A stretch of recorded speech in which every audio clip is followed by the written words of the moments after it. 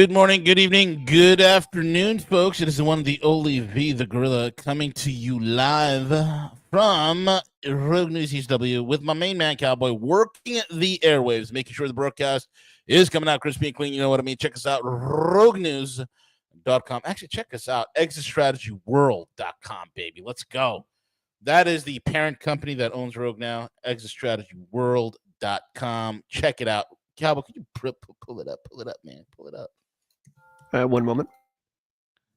Un momento. All of our stuff will, everything, all the videos, everything will be there. What? Oh, sorry. Go ahead. Yes. It's all going to be there, my friend, over at exitstrategy.com. Oh, look, I'll pull it up. Just forget about it, man. I can't with you. He's telling me to bring things up that I did not know I would have to do. Let's see here. I've already got it. I already got it. Just pull my screen up. Oh, there it is. is. Yes. There it is, buddies. ESW, create your own free world. Empowering you to internationalize your life, your assets with bespoke solutions. This is getting completely revamped, folks. This is not even the finished site whatsoever. Just a little preview. It's going to be Rogue ESW. That's where it's going to be at. All of our media, all of our articles, all of our contributors. Everything will be posted here, and also with the upcoming launch of our iOS and Android app. Check us out, soon to be in the App Store, and also our podcasts are currently available with Apple iTunes, Apple Podcasts, Google Podcasts, and everywhere else. You want us to be with a bag of chips? We're everywhere, baby. We are everywhere. And with we're also giving away a free Algo if you look. Oh, yes. Free Algo. From our paid sponsors, AlgoFactory.tech. AlgoFactory.tech. Trade your job. Upgrade your life, baby. That's right. And with that being said, Cowboy, good morning, man. Happy Monday. Doing all right, man. You know, it's Monday. Sometimes, you get up on Monday and everything is kind of cloudy. You know how that goes? Yes. Everything is very crazy, yar. Oh, yeah. Yeah. In fact, I think you had some stuff. We were going to talk about some interesting things today. You're saying that the deep state is all their machinations, if you will, are creating some instability. Should I bring that up for you? Yeah, man. Bring it up. Bring it up, brother. All right. The breaks. Let's go here. All right. Little article from Zero Hedge V. Mm-hmm. You're good to go. Absolutely. Deep state data manipulation threatens economic stability. Okay. Excuse me. So we've heard about the jobs report from the Bureau of Lies and Statistics, the BLS.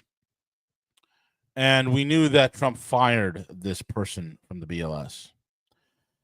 Now the U.S. There's more to this whole entire thing. A lot of people are like, well, you know what? Can we the deep state is fudging the numbers, folks. Let's get it to a higher level view here. Okay, well, I'm going to break down this article by Zero Hedge, and it's authored by Brandon Smith over at Birch Gold and a few other spots. U.S. consumer spending engine and tariffs as leverage. The mainstream economists were surprised last week after Donald Trump closed two massive trade and tariff deals, the first with Japan and the second with the EU, and this happened without triggering an economic crash. The deal with Europe in particular has made a number of critics look rather foolish. There's an army of mainstream economists who might reasonably acknowledge they misjudged the situation. But we all know that economists never admit their mistakes. In fact, mainstream economists are idiots. They're fucking morons. They work on a model. Can you imagine if I created a pseudoscience and then people started building off their entire careers off of it? And they're always wrong. They're always wrong because it's their underlying foundation of what they know is completely bogus. Well, that's what modern day economics is. Well, sounds to me like communism. Very, very, very correct, my friend. Very correct. So, as noted in the article, the U.S. makes up 30 to 35% of all global consumer spending and is the largest consumer market in the world. There are no clear numbers. And okay, let's get into that. This sounds all wonderful and peaches and cream and rosy, unicorns and all that stuff. The consumer spending is completely credit fueled. Okay. You cannot be 30 to 35% of consumer spending, but then also be, 2 paychecks away from being homeless. That's the reality that we are. We are 30 to 35% of global consumer spending, which sounds great, which will have all sorts of economists, alternative and the otherwise, literally circle jerking themselves over that number. But the reality is, you cannot have 30 to 35% of all global consumption and at the same time be 2 paychecks away from being homeless. So what is the actual story here? As the middle class is crunching and imploding and dying out, and the working poor starting to rise, and a great deal of Americans that are on welfare and food stamps, right? How are we 30 to 35% of all global consumership? Well, it helps when you realize that all of this consumption is purely credit-based. It's all debt-based. So in a debt-based economy, now this is the bag of goods they sold everybody. In a debt-based economy, having more debt is a net positive. It's GDP growth. That's the lunacy here. Okay? Let's get into it a little bit more. Germany is also the third largest economy in the world next to China. In other words, Europe has no capacity whatsoever to fill the void that trade left behind in the U.S. Now, if the U.S. economy detaches from Europe, or if the U.S. economy crashes, Europe would crash also. That is a fact. I don't know what facts are these days, my man. Safe to expect to the EU to fold. They cannot afford not to. Correct. Europe is an absolute basket case. Europe is the end product of complete financialization. Why do you think there's not a single real industry that is new that is being built in Europe, and existing industries are being phased out of commission, phased out of production, phased out of existence because of climate? Because the financial parasites have realized that carbon credits and climatization of the economy is far more beneficial than building a nuclear power plant. It's far more beneficial than creating a brand new manufacturing center or factory, or having real goods and services produced within their own country. Europe is the end product of financialization. That is where we are headed as well. We're on the slow train to financialization. Once the parasitic Borg, which is Wall Street in the City of London, once the parasitic Borg of high finance gets its claws into your economy and into your country, my friends, I tell you right now, you are at death's door. You're typically at death's door within 2 to 3 generations, without fail. Without fail. And that's when they exact full control. Tariff deals help balance the long-running pattern established post-World War II, which positions America as the primary consumer market of the planet. Again, nothing new under the sun. The multipolar world offers nations trade. They offer nations trade in a fair and balanced way, utilizing their own currencies. Industrious countries trading with industrious countries, commodities that are changing hands, not fake paper and fake ledgers and adjustments on computer screens. But what we have is let's reinforce the model that's been running post-World War II. Let's continue with Bretton Woods. The American consumer is tapped out. How are we 30 to 35% of global consumption when we're 2 paychecks away from being homeless? When we have a myriad of people that are on food stamps? When college tuition debt is through the roof? Credit card spending is through the roof? Everybody's mortgaging something. You can get a payment plan on your Chipotle burrito. But we're 30 to 35% consumer debt. Do you see how this is all fictitious? Even from the alternative media side, and even from the traditional media side, and alternative economists and traditional, they're all fucking wrong. That's why I'm the guerrilla economist. Because they're all wrong, because their model is not based on reality.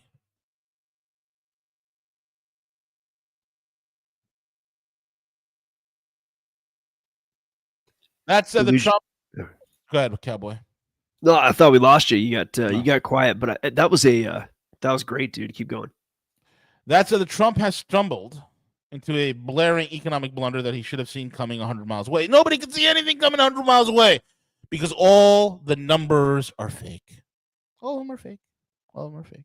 He should have seen it coming. Okay, it could undermine his entire term as well as putting future conservative efforts at U.S. at risk. My friend, any effort, any conservative effort that's at risk is all BS until and unless you deal with the elephant in the room. The elephant in the room is central banking. The elephant in the room is fractional reserve lending. The elephant in the room is the abdication of the Glass-Steagall Act. The elephant in the room is rehypothecation. The elephant in the room is derivatives. And a lot of people say, well, when you count America's entitlement liabilities, we're at 198 trillion in debt. But when you count America's derivative liabilities, we're at 300 to 500 trillion in the hole. Nobody wants to talk about that.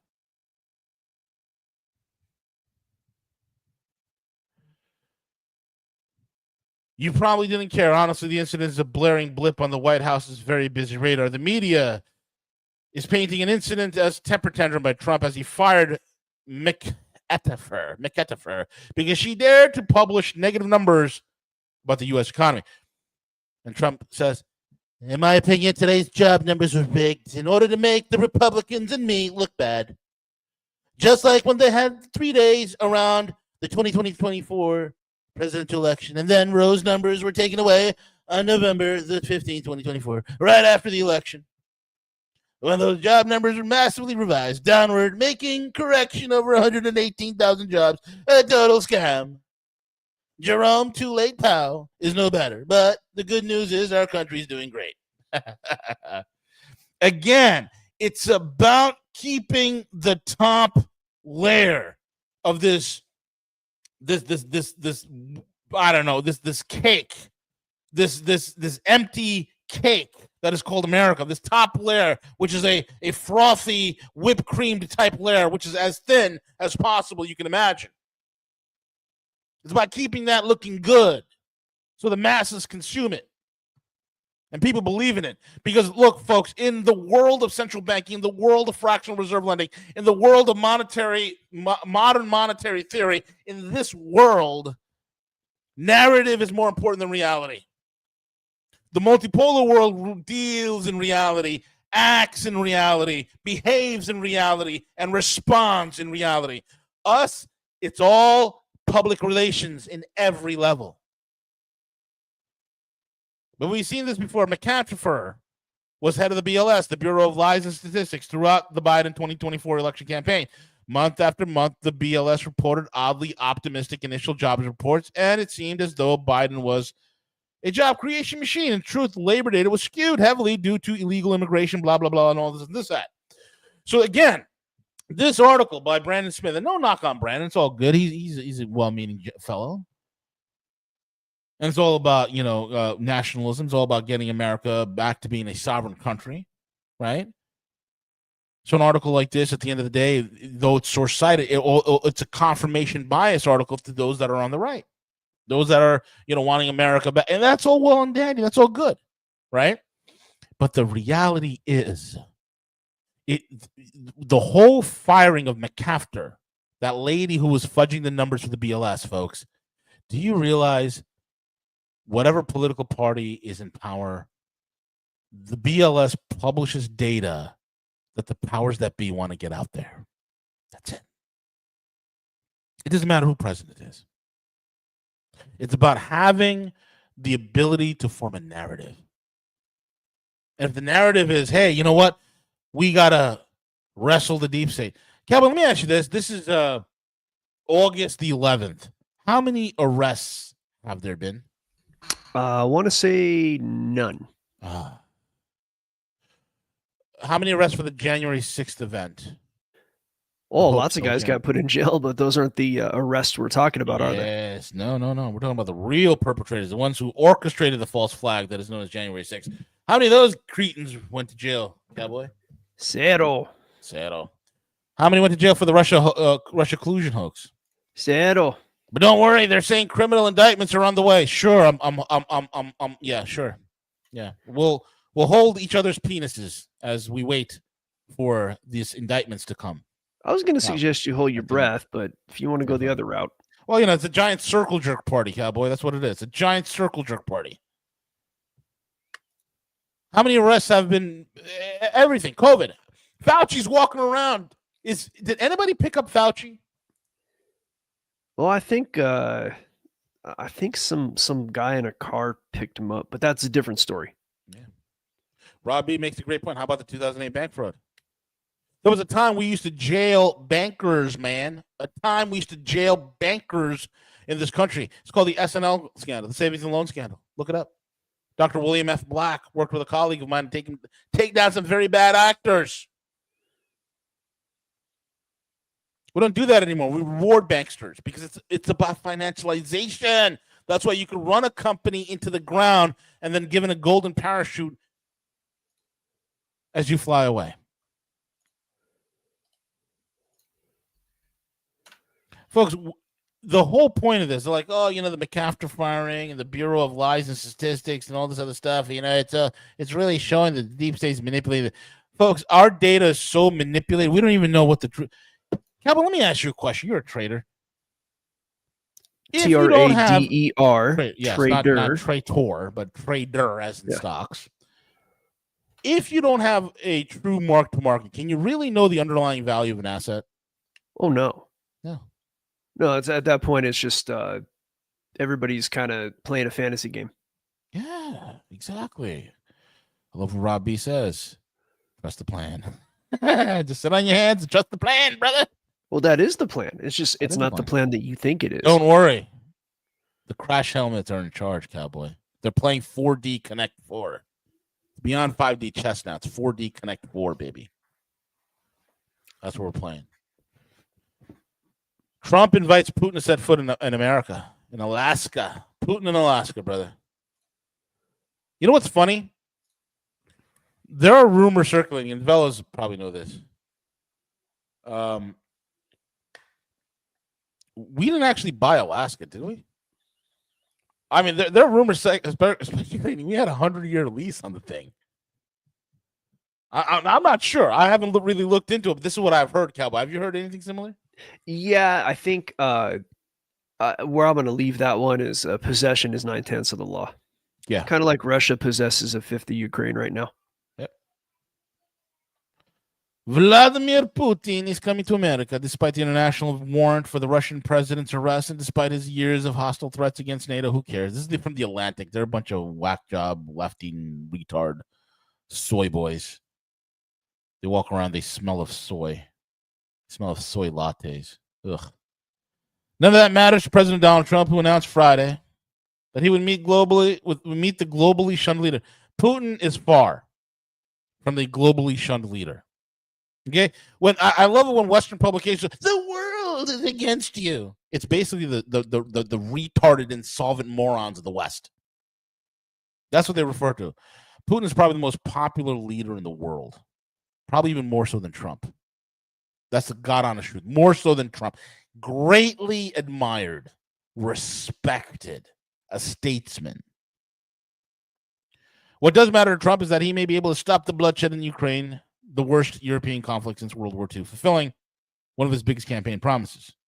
Many of Washington's European allies, Ukraine included, now worry that the art of the deal president could propose a solution to this conflict that makes the concessions to the aggressor, including and especially the redrawing of Ukraine's borders. Tough titty, globalists. Because what's going to happen is there's going to be concessions. Eastern Ukraine is going to go back to Russia because it's majority Russians, Russian speakers, Russian culture, Russian everything. Novorossiya. Okay, that's basically what it is. It's going to go back. The whole Donetsk region, Lugansk, the Dnieper, all of these places are going right back to Russia. And there's nothing the West can do about it. So in warfare, concessions happen. When you have 1.8 million dead Ukrainians, that's what happens. You got 120,000 dead Russians. It's literally a 12-to-1 kill ratio. And the Russians weren't just fighting Ukrainians. The Russians were fighting Americans and the Brits and the French and the Germans and the Swedes and the Aussies and everybody else that they can throw in there with one hand tied behind their back and still kicked ass, blood Ukraine dry and blood NATO dry. So this is not being looked at as some sort of a desperation ploy. It's interesting because in Russia right now there's actually been billboards for years. Hey, we're coming back to take Alaska. I don't know if you guys know this or not. There's a whole thing about Russia taking back Alaska, and this has been going on for years within Russia. So there's this consensus among people that, hey, you know what? Maybe we should take back Alaska. It's ours. We gave it to them in lease. So for them, Putin going over to Alaska is a huge thing. But for us, it frames it as, look, Putin's coming to our territory. Donald's calling the shots. Whatever the situation is, the end result is it's the end of Ukraine as we know it. And that's what's going to happen. You're not going to beat the Russians on the. I'll tell you what. If the United States gets into a conventional war against Russia, we would last 8 days. 8 days until we're completely out of munitions. By then, it will take us 8 days, and then we'd have to go nuclear and hope that our 50-year-old obsolete DOS OS powered ICBMs work. Whole 20% maybe would work. At that point, by the time they're getting off their launch pad, the Russians will shoot them out of the sky. Hypersonics. You went there. You took us to DOS 2.0. DOS 2.0. It's incredible. I think I'd like to see see this map up here, because when you talk about Putin being, shunned, yeah, it's by the international community. What I do with like scare quotes. This is what you're looking at. Yeah. The whole world is against you, Putin. And there's the whole world right there. Like, where's South America? Where's Asia? Where's India? Doesn't exist. Where's Africa? It's only the golden billion. Well, on top of that, there's like 8 people in Greenland, first of all. Yeah. So that's, Greenland takes up like, a good 20% of that map. There's like 8 people there and a dog. Yeah. And like Canada is not much more. And then in the US, I'm going to guess about half the people in the US like Putin, including Alaska. Majority of people in the United States love Putin, especially the red states. They see Russians as, hey, why are we hating the Russians for? We have a lot in common. Yep. Preposterous, bro. I don't know. I mean, maybe you have to wonder what Trump is signaling with the whole Seward's folly thing, and whether or not the history is we bought it or we took it or whatever. The deal is, there's a lot of oil up there. Russia produces a lot of oil, and you can hop, skip, and jump right across to Russian territory from Alaska. Absolutely. If we're trying to like actually make friends, then it might be that we do a joint venture with them in Alaska for oil. Correct. Might be part of the message that's being sent to everybody in the world. The business with India also. I mean, you've been kind of privately, covering that with us. Dude, I don't know about India, man. I don't know enough about their politics. India is a basket case. It's never meant to be one country. It's never meant to be one. If it is going to be one country, it has to be ruled with an iron fist. When the Mughals held India was the wealthiest country in human history. The wealthiest country in the world. The most industrious. Has the largest GDP on planet Earth. And it failed eventually. Because the whole thing is you cannot have a country where there's 3,000 languages. Each state has its own culture, its own language, its own customs. It's such an atomized country, right? And then you have this corruption. You got the British testicles and tentacles all over India. The testicles of Britain and the tentacles of Britain are all over India. And so it doesn't really work out well to see India actually, prosper. And they're a wild card. That's why they flip-flop back and forth. There's a huge struggle between the nationalists there versus the globalists, so on and so forth, man. It's a huge issue, Cowboy. Oh yeah, dude, massive. I mean, I think being part of the Commonwealth with, let's just say Great Britain in its current state is a bit of a problem. There are those who think that perhaps Great Britain can be saved. I don't know about that. I don't think Europe is savable. I think they're going to have to go through what they go through. I think, Britain, the people of Great Britain are not that different than we are. And if the people are given their druthers, then they will do what they can. But I don't know how far the migrant invasion has gone over there. I mean, dude, I don't know if they can be saved. I'd like to see it, but in the end, I think our best bet is what you're saying. Yeah, all the way India gets fixed is if this entire Indian democracy bullshit gets thrown out the window, because it's not really a democracy; it's a joke. It's a collective oligarchy with British City of London ties. Get rid of that. Have a strong man, and have a strong man in there that will basically unify the country and make English the official language of India. That's the other way. This way, you have a chance of surviving. Because look, the large, I say English because people don't know this. The largest population English speakers in the world are in India. Where's the largest population of Christians in the world? Yeah, right now, China. Whoa, no way! China's a communist, godless country. They killed the Christians over there. I don't know. Haven't you had the traveling missionary come to your church, Cowboy, and say they're persecuting Christians in China? We cannot have a church. No, what they do is they keep tabs on any sort of Western Christian missions group, because a lot of the CIA has infiltrated a lot of them, and they go in there, they subvert because they don't understand the culture. This is the problem with American missionaries, man. They go into many parts of the world to proselytize, but they don't take into account the local culture and customs, right? So they go in there with their American worldview and expect to understand what the hell is actually happening, what's going on, and they make and it's a disaster. American missions has failed in a lot of regards in that. So now the smarter guys realize, hey, just use the locals. The locals are smart enough. Empower them; they'll handle it. But yeah, China has right now probably the largest Christian population in the world. China is also the country that sends out the most Christian missionaries in the world right now as well. So, oh my God, I know some of your heads are exploding. Yeah, I just had to wipe the brains off the wall, actually, V. Yeah, shocking, man. Shocking.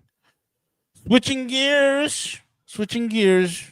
Okay, so we got to watch that Putin summit. It's going to be great. We're going to watch people saying Zelensky's going to be there, but we'll see what happens. Anyway, Israel showing its love of journalism. You know, they keep the journalists out of Gaza because they want to protect them, Cowboy, not because they're trying to hide crimes, my man. Like, what's going on here? What do they do here, Cowboy? Well, when I protect journalists, I think the best way to do it is to stop their ability to breathe. You know, I was thinking the same thing. You want to protect journalists. The best way to do that is stop them from unalive them. It's the best way, bro. Well, that's what they're doing, in the US when the leftists were definitely in charge. Their whole concept is we have to depopulate you to protect you. It's the same, It's the same logic, just on a microcosm. Like their solution is always death. Yeah. That's what they think is the answer, is death. They like to kill people. That's like what they do. Yeah. Yeah, that's what they do. When you're a hammer, the world looks like a nail. And the people who are running things over there are definitely a hammer, and they're a death hammer. So their whole thing is to kill people. Yep. Because that's what gets stuff done, apparently, for them, I guess. Mm-hmm. That's what's important, bro. And right now, Al Jazeera, an entire crew in Al Jazeera just got wiped out. Okay? Press statement number 29 from the cradle. Okay, issued by Gaza's government medical office. Number of the martyred journalists rise to 238. After the announcement of the martyrdom of journalist Mohammed al-Khaladi joining his 5 colleagues killed in yesterday's massacre. Prominent Al Jazeera journalists Ansa al-Sharif and 5 others were assassinated in an Israeli airstrike on a media tent. A tent. Because, I don't know about you, bro. Hamas is everywhere. Did you know that? Yeah, you know what? I think I found some members under my bed last night. Yeah. I mean, I didn't see them, but I heard them. I heard something, and I figured Hamas was under my bed because that's what we keep being told. Yeah, they're under your bed. They're under your bed. You better be careful before an Israeli airstrike takes you out, brother. Well, I'll tell you, if Hamas is under the bed, then the Zionists are definitely in the closet. Oh my God, you don't know how true that statement is, brother.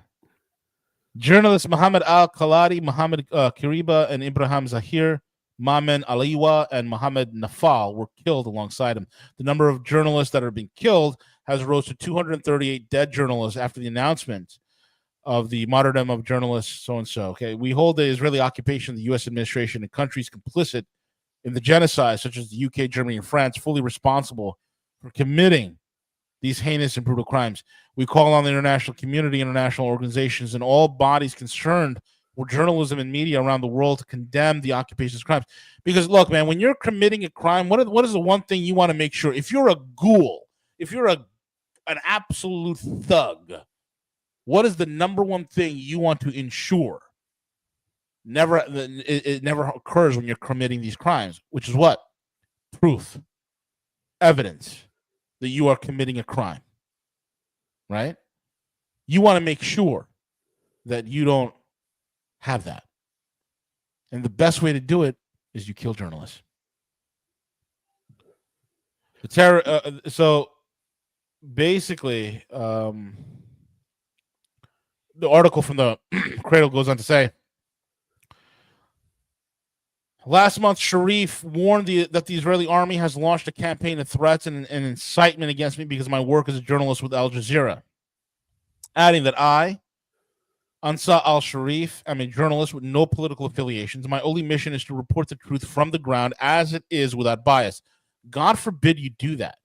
At a time when deadly famine is ravaging Gaza, which is right now, Cowboy, a lot of experts who are looking at the thing, we're looking at close to maybe even over 300,000 dead Gazans. We're talking about genocide, man. And experts who study genocide, Jewish experts who study genocide are calling this a genocide, and Israel needs to stop. I would call it I would even call it a Holocaust. It's a Holocaust. 100%. 100%. This is my will and final message. If these words reach you, know that Israel has succeeded in killing me and silencing my voice. Look at that.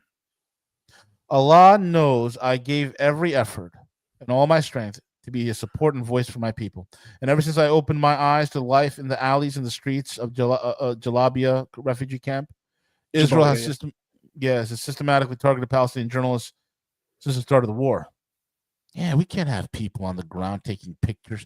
When European leaders were given an aerial tour of Gaza, they were mortified, but they were not allowed to take pictures. But some of the Dutch Air Force service members did take pictures and we were able to leak some of this video.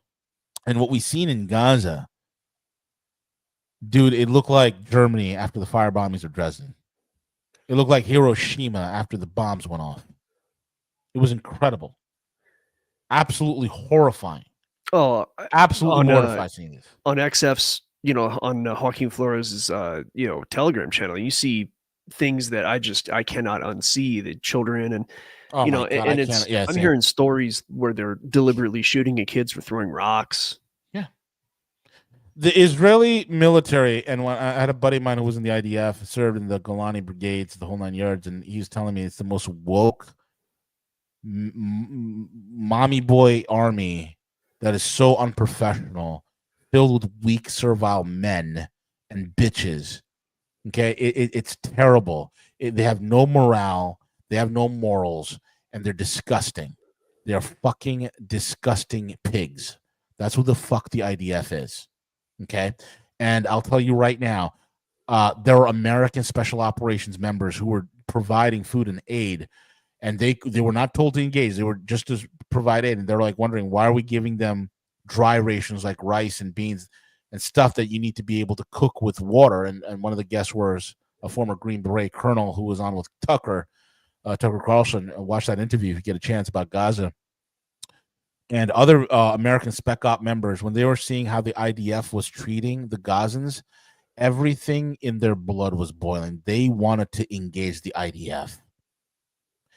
American service guys were seeing how the Gazans were being treated, and they wanted to do nothing more than beat the holy hell out of the IDF, because these are the punk ass kids who are bullies that are doing this. These are evil, evil people, bro.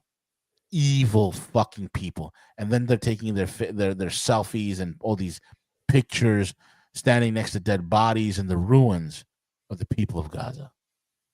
And if America stands by this, I'm going to tell you right now, America has a destiny with God himself, and you're not going to like it. You're not going to like it. Well, you know what, though? We got to be careful, because if we do any, divestment and boycott, our state is not going to get any FEMA. Oh, right. Right. I forgot about that. Yeah, so we better stop saying these very bad things, V. Very bad. Because if I my house gets flooded, like no one's going to come. No. Because, because whatever. We know why. We know what it's all about. At least we think we do. Yeah. I don't know, man. I think that this is a reflection on what can happen when the education of children is taken over. Because who is it? Was it Trotsky? I forget who said it, along the lines of, "Give me your children and I'll give you an army." Who said that? Yeah. Lenin?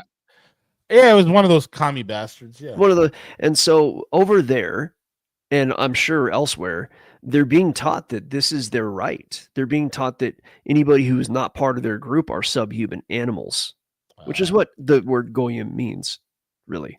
Right. And so animals are to be treated as such. And if you have the mentality to treat another human being like that, you got something missing, and it's your soul. Correct. If you think it's okay to treat, I have a hard time treating bugs like that. I like take spiders and put them out of the house. Same. Like, the only insects I kill are invasive species like lanternflies and stuff like that. Yeah, or like a black widow in the house that I can't get. Like, but for the most part, I don't even. I try not. And these people are as far as I've never seen it myself, but the reports are saying that they're doing terrible things and doing it to children. Yeah, these are terrible people. Vela says it, Lenin or Marx, "Give me a generation of children and I'll build pure communism." Okay, so that apparently is the quote. I think we know what that's about. And these people are being educated from a young age that they can just go do that to these other human beings because they're being told they're not human. They're being told that they're subhuman based on a book that was written a few thousand years ago. Now, I don't know about you, and this is going to maybe not be something a lot of people want to hear. I have a hard time believing anything that was written 2 days ago, let alone a few thousand years ago. Okay? Yeah. So you're going to justify killing other human beings based on a book? Fuck you. Fuck you. Right. Fuck you. That's all I got to say about that. Absolutely. And with that being said, folks, we are at the end of the show. Kulak said it best. I'm starting to understand why you haven't made it to CNBC. You're right about that, brother. Hey, I just got interviewed by Bloom. For those that don't know this, I just got interviewed by Bloomberg. So they're actually writing a book on network states and whatnot. And, so keep a lookout for that. You do one for that. Okay. I didn't think you were going to do that one. Yeah, I did. I did it. I did the one for Bloomberg. So keep it locked and loaded right here. Anyway, guys, check us out. Follow us on X at ESW Rogue News. And with that being said, we're at the end of the show. Take it away, Cowboy.